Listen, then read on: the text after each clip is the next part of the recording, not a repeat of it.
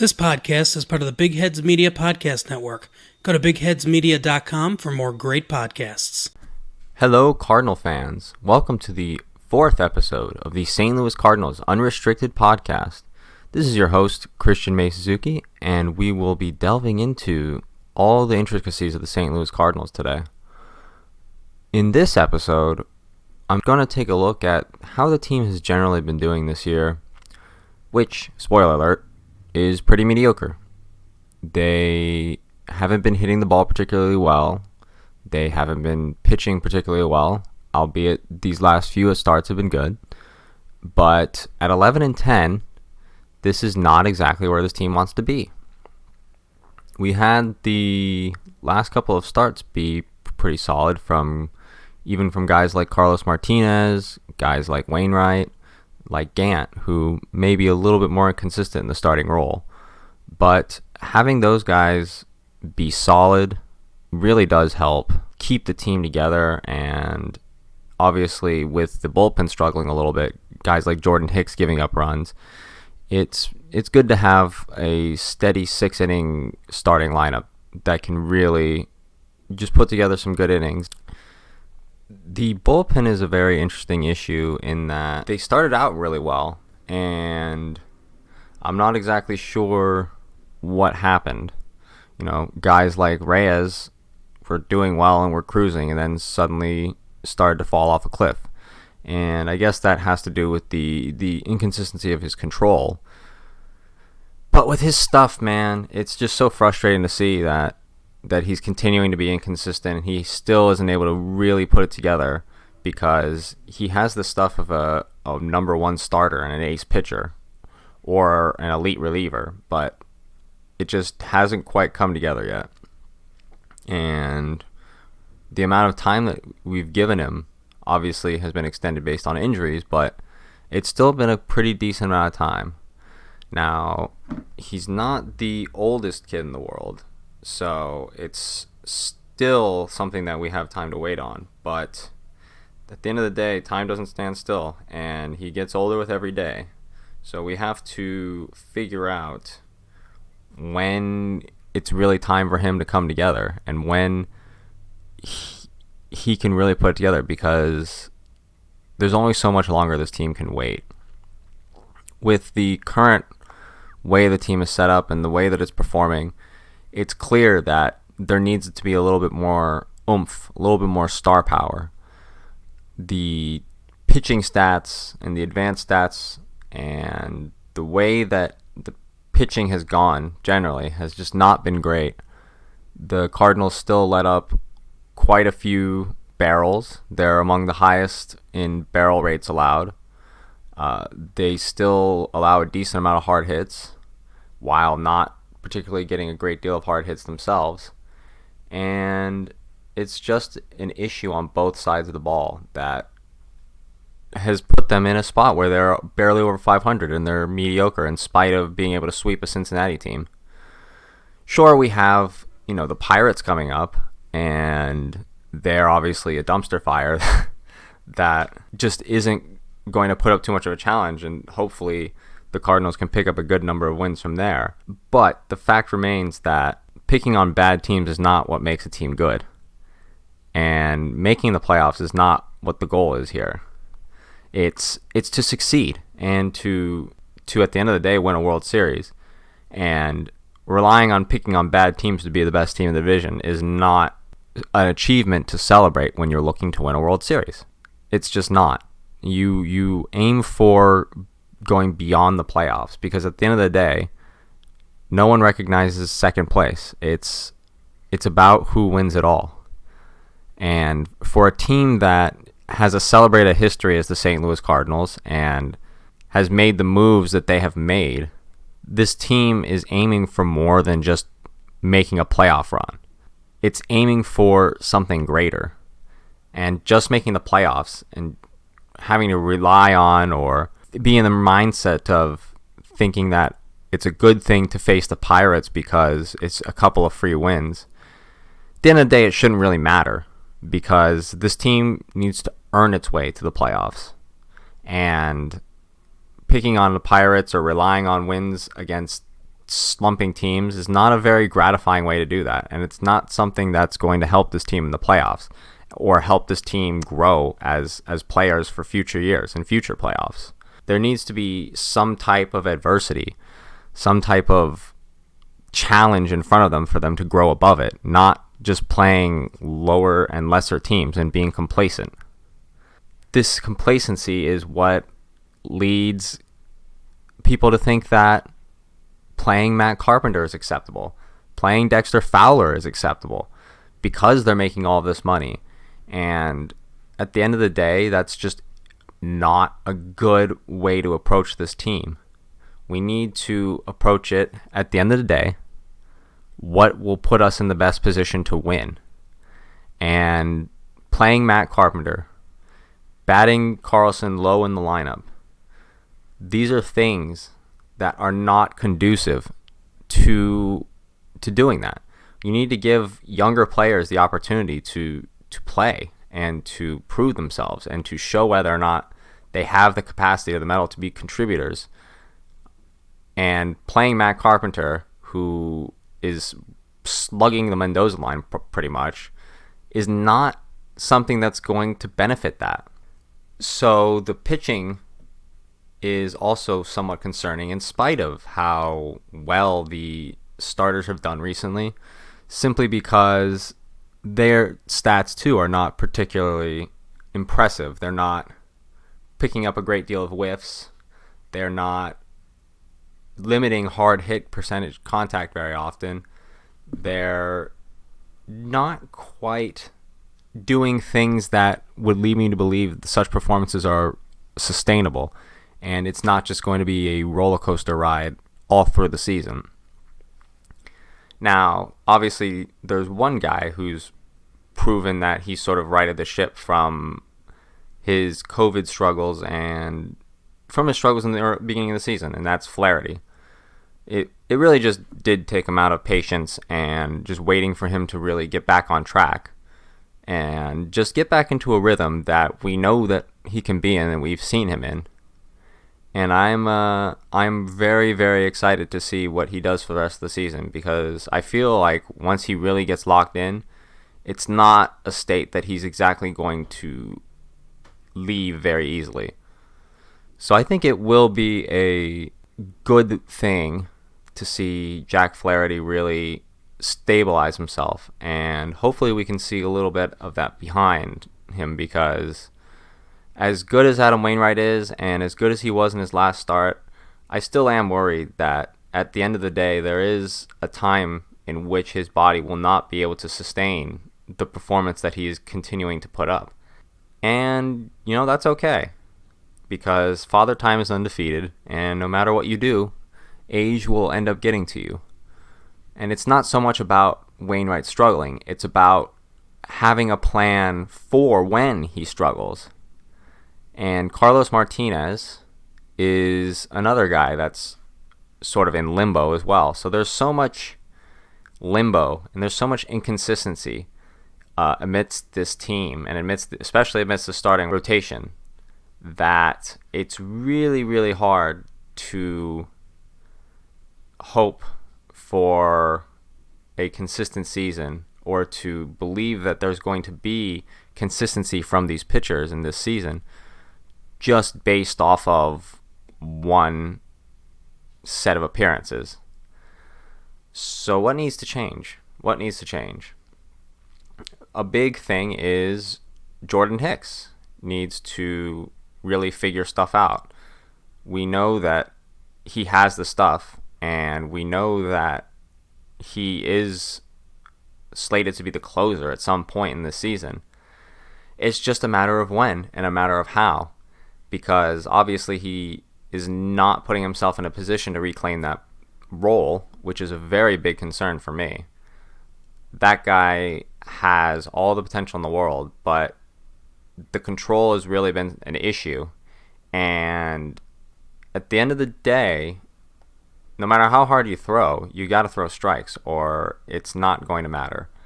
And Jordan Hicks needs to simply throw strikes, because it's hard to hit his stuff. It's hard to hit Jordan Hicks. And he needs to understand that it's hard to hit Jordan Hicks, because at that speed, you don't need to paint corners. You don't need to be particularly smart with your pitches. You just need to not put them right down the middle, not hang a sinker, not hang a slider, and not walk people, or put yourself in a position where you're forced to throw those pitches down the middle to not walk people. And that's the sort of the situation that Hicks has put himself in at the moment. Because while John Gant and guys like Ponce de Leon sort of fill in okay, there is a point where I'd like to see John Gant back in the bullpen. And I'd like to see Alex Reyes be that fifth starter. Because generally speaking, Gant gets his pitch count pretty high as a starter. And it's not the same short inning inefficiency as Ponce de Leon, but he definitely racks up the pitch count pretty quickly and isn't able to last as long as you would hope from a starter. Now, Reyes obviously has his own issues with injuries, but in terms of repertoire, in terms of build, in terms of his ability, Reyes fits that starter profile way better than Gant does. And Gant was very successful in his time as a reliever and should continue to be allowed to do so, in my opinion. At the end of the day, there needs to be some consistency in the St. Louis Cardinals rotation and the St. Louis Cardinals bullpen. And I don't think that Gant is going to last. And obviously, Ponce de Leon comes in and out, and there are other guys who float in and out, but I really do think that by the end of the season, Reyes should be the fifth starter.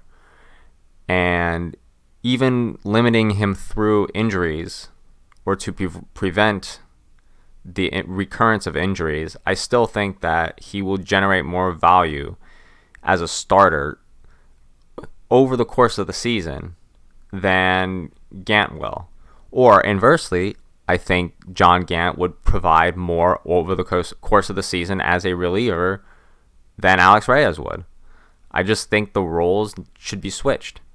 And whether or not Reyes' body will allow that, and whether or not Jordan Hicks will allow that to happen by reassuming his closer role, that is left to be determined. But it would be ideal for the St. Louis Cardinals for that to happen. Because when they did bring Reyes in, they brought him in as a starter, and the only thing that has really limited that is the injuries. So as we ease him in, and as we see that he can handle a consistent workload without injuries, I'm hoping that they can bring him into that John Gant role where he's eating 4, 5, 6 innings at most as a starter, but is showing that he can fit that mold and develop into that long-term starter that the Cardinals have been looking for, that, quite frankly, Carlos Martinez was supposed to be. Obviously, there's a potential that he can't, and that his body breaks down, which is unfortunate, and you can try and keep this the way it is in terms of the bullpen rotation, and Reyes remaining as either a closer or a setup, and Hicks either doing the same, remaining as a setup or coming into the closer role.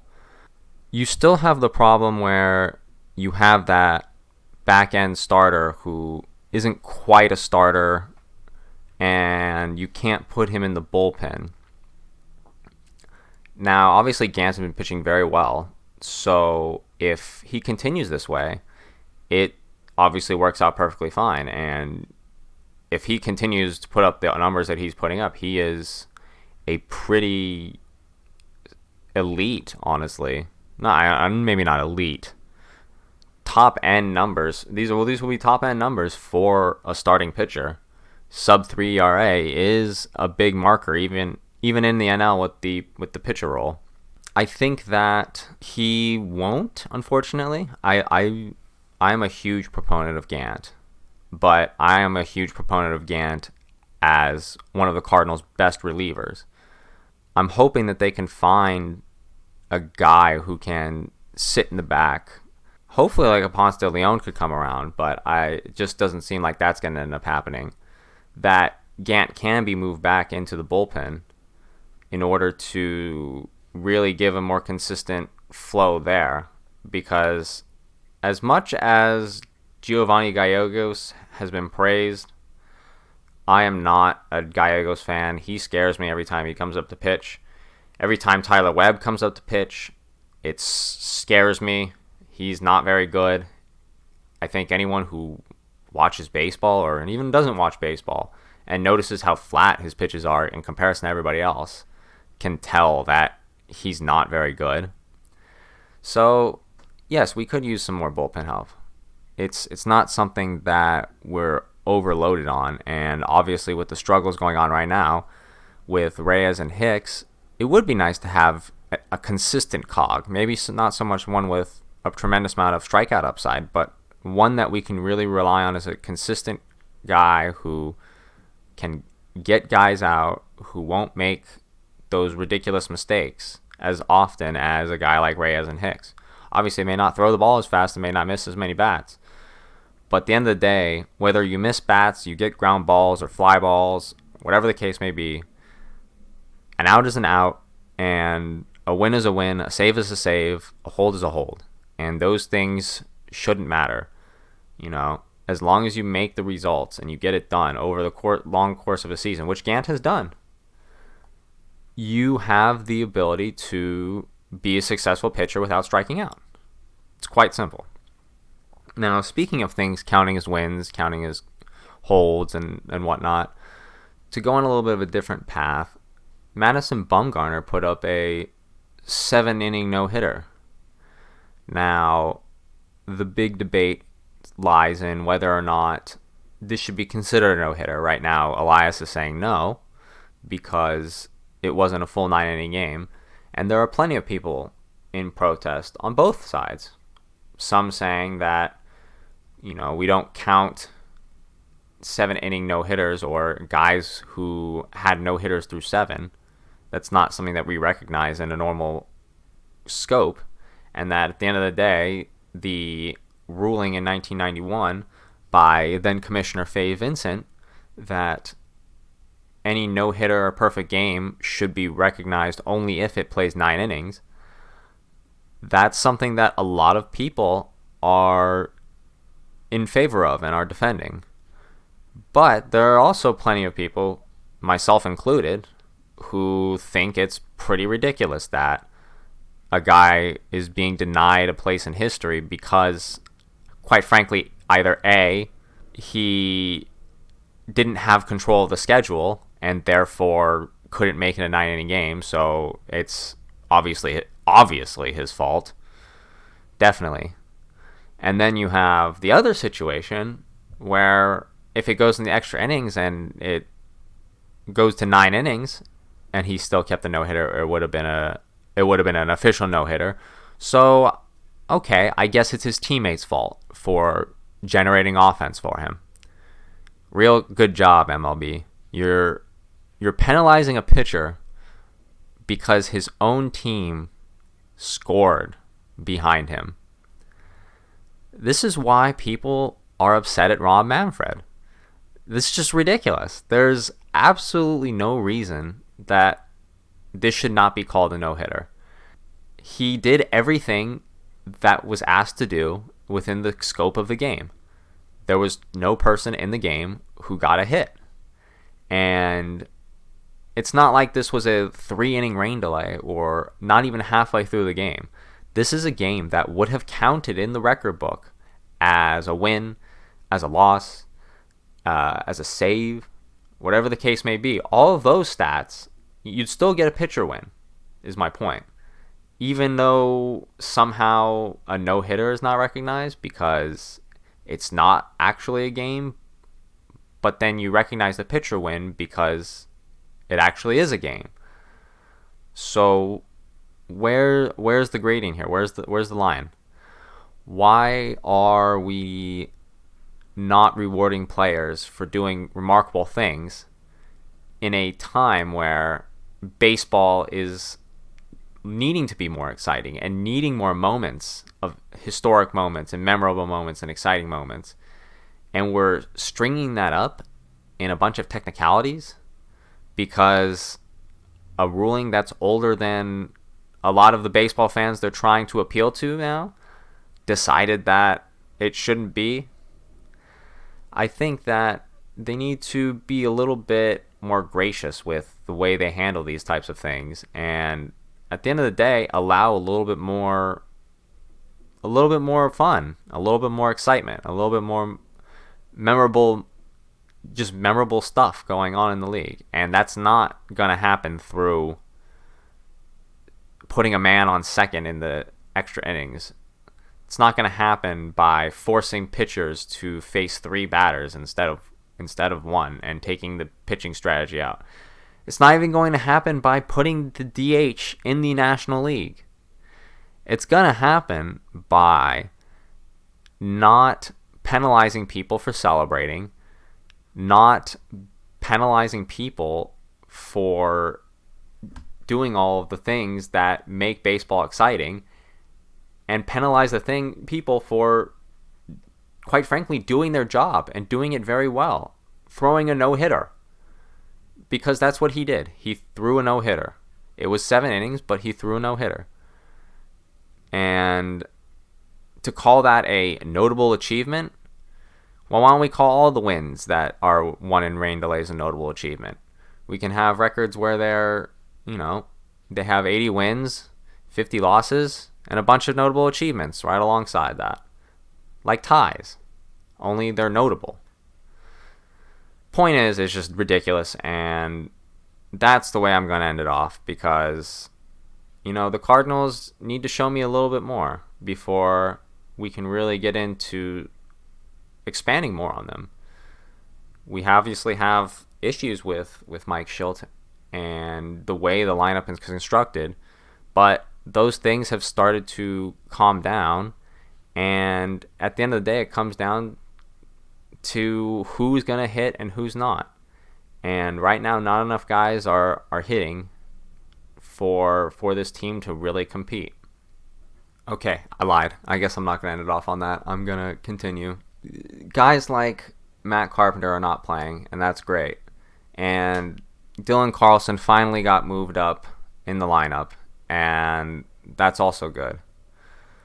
But I think a fundamental problem with this team actually lies in a very, very, very interesting source. And that source, surprisingly enough, is Paul Goldschmidt.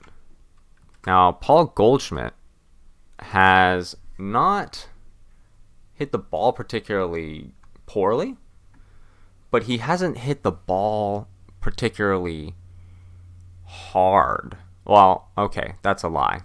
He's hit the ball hard, but he hasn't hit the ball in a manner in which it's producing a great deal of extra base hits.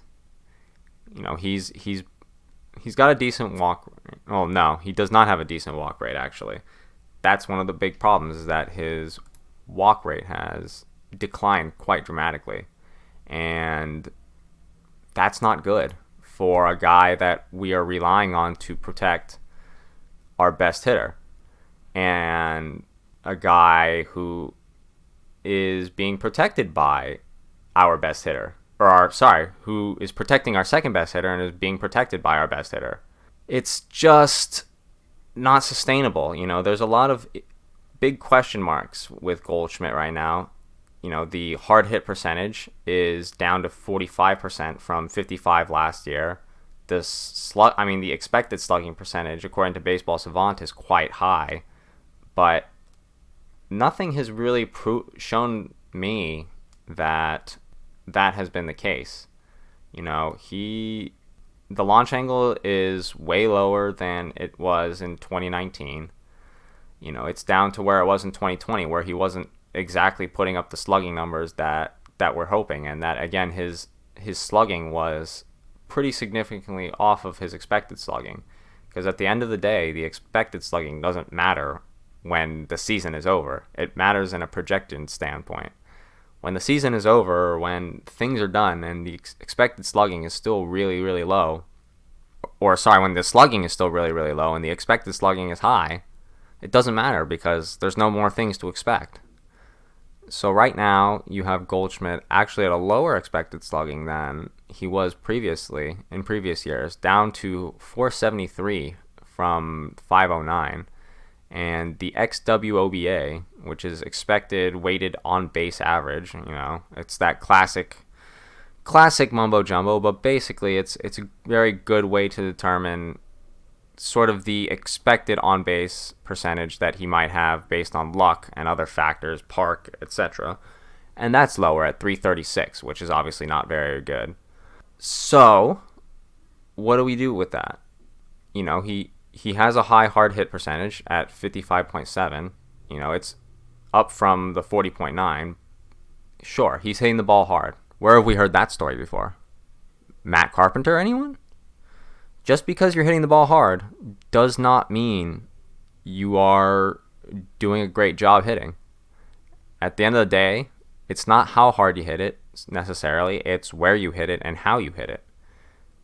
A 100-mile-an-hour line drive to the center fielder is less valuable than a little floating blooper in between the second baseman and the right fielder because one is a hit and one isn't. And no amount of speed realistically is going to change that. So at the end of the day, Paul Goldschmidt really needs to put it together in order for this team to really end up being successful in the long run. Because with his spot in the lineup and the role that he's playing between Carlson and Arenado, he has a huge responsibility, and he's currently not fulfilling that role in a way that's conducive to the Cardinals winning. And I think that's one of the first things that needs to improve before the Cardinal offense itself starts improving. And if not, then we might have to start considering that the Goldschmidt trade was not as good as we're thinking it is. And that might be an unfortunate reality to face because of the excitement behind it, but so far, it might be the case that this trade for Paul Goldschmidt may not work out for the Cardinals very well. It obviously has already had its effect in that the Cardinals are one of the best defensive teams in the league after replacing Jose Martinez, first base. But the fact remains that we haven't really done much winning yet. So hopefully, as things start to progress forward, this team will start to win and things will start to come together. Goldschmidt will start drawing walks, stop swinging at bad pitches, get a little bit luckier on some of those hard hit balls, whatever that means. And hopefully he can be the cog that the Cardinals need to make this lineup work. Because if he is not functional and continues to sit in the 2 and the 3 spot, this team is going to struggle, bottom line. And that's just the reality of it. And Schilt has to understand that, because if he does end up struggling and continue to struggle and this team continues to flounder in offense, Schilt will have to move him down the lineup, or at least move him as protection for Paul or Nolan Arenado, and not as the most important cog in the lineup, going between two of the best hitters on the team. So that is all that we have for today. Tune in next week, and we will continue to delve into, hopefully, a more optimistically positioned St. Louis Cardinals team. So you guys can keep track of what we're doing on our Twitter at STL Unrestricted, at Instagram and Facebook at STL Cards Unrestricted. Anyway, thanks so much, and go Cardinals.